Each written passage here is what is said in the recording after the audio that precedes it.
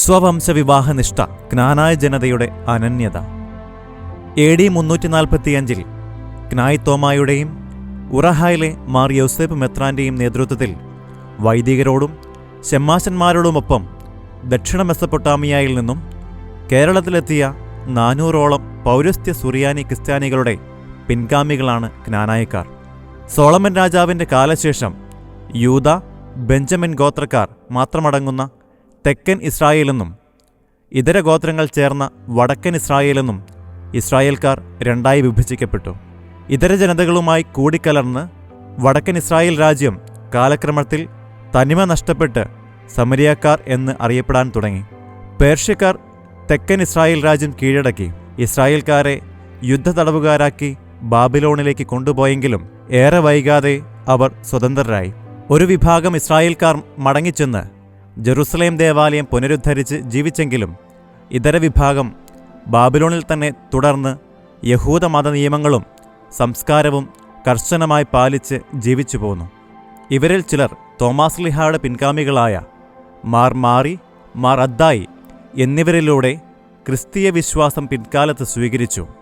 എങ്കിലും യഹൂദ വംശീയതയുടെ ഭാഗമായ സ്വവംശവിവാഹനിഷ്ഠയിലും സാംസ്കാരിക പാരമ്പര്യങ്ങളിലും ആഴപ്പെട്ടാണ് അവർ ജീവിച്ചിരുന്നത്.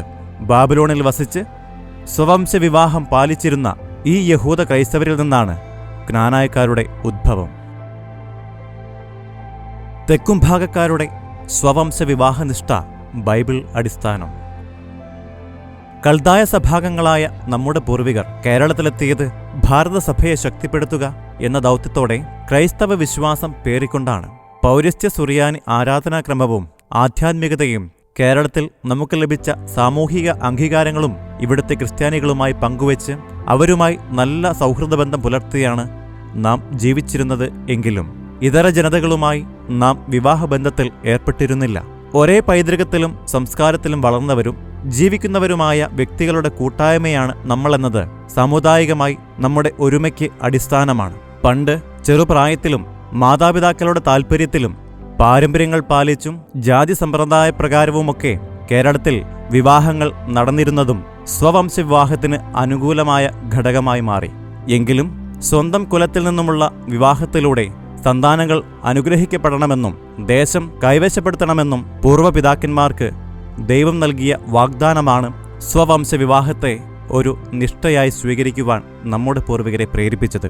ദൈവവുമായി നമ്മുടെ പിതാക്കന്മാർ നടത്തിയ ശാശ്വതമായ ഉടമ്പടിയാണ് എന്നത് നാം സ്വവംശവിവാഹം നിഷ്ഠയായി പാലിക്കുന്നതിന് ഇന്നും അടിസ്ഥാന കാരണമായി വർത്തിക്കുന്നു.